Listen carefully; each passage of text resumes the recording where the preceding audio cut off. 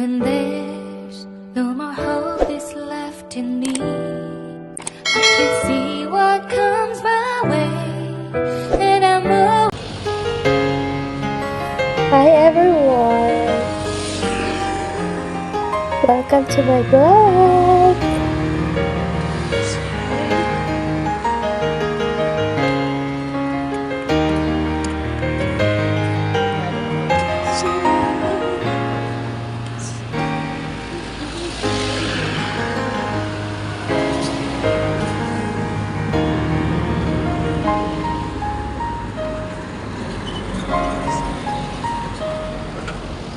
Guys, ipapasilip ko ulit sa inyo ang The Mansion kasi noon i-contact ko na ito pero ngayon may konting pagbabago kaya gusto kong i-share ulit sa inyo. At eto, pupunta na tayo sa The Mansion na to. Konting ano na lang to, konting lakad na lang. Ayan, malapit na tayo.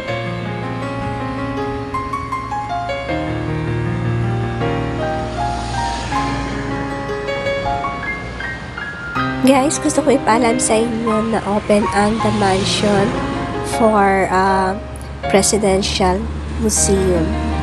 Kaya sa mga gustong pumasyal ulit dito sa Baguio, puntahan nyo ang The Mansion. Sa mga gustong mag-throwback ng history about sa mga naging president natin dito sa Pilipinas, at gustong makapasok sa The Mansion, pwede kayong pa-register through online. Meron ding walk-in, pero kailangan punta kayo ng umaga para kung halimbawa nakarating kayo dun at fully booked ang morning, pwede kayo sa hapon. Kasi first come, first serve. Bawal pumasok na naka-chinelas o sleeveless. Pero kung hanggang gate lang kayo, para mag-picture dun sa harap ng The Mansion, allowed po yun. Pero kung yung gusto niyo is papasok doon sa The Mansion mismo sa museum, kailangan natin sundin ang kanilang mga guidelines. Ito makikita nyo sa may harap ng The Mansion.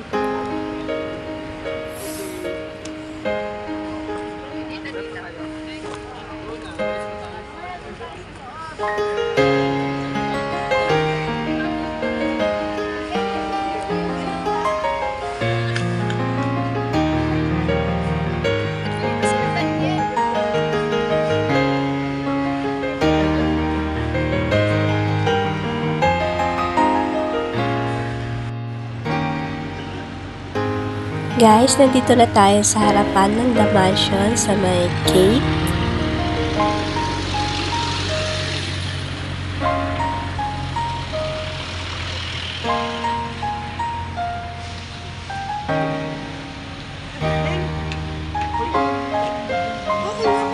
Guys, ulitin ko ulit na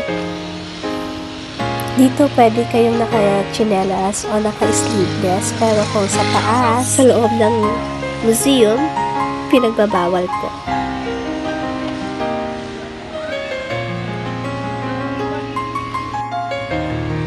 Guys, pasensya na kung hindi ko ma-video yung kalsada na paakyat tsaka yung pa-exit kasi may mga tao na paakyat at tsaka may mga pa-exit, which is pinagbabawal po yun. Kasama na po yun sa guidelines, kaya kailangan natin sundin.